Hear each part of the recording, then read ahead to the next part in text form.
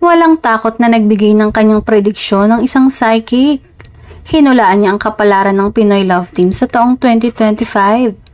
Sa kaso ng Kim Pao, posible raw matuloy sa romansa o pagiging magjowa ang relasyon ng dalawa.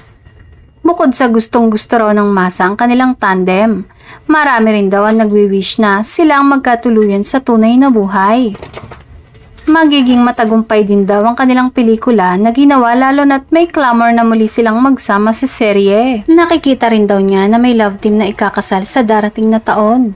Kaya hiling ng Kim Pao fans ay sana daw ang mga idolo na nila yon.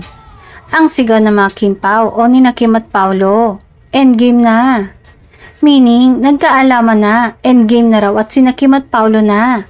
Ang dahilan ng ganitong komento ay dahil na rin sa mga Instagram post nila lately. Nakakaaliw ang mga comment sa simpleng post lang ni Paolo o ni Kim dahil tumodo yata ang kilig ng mga fan nila.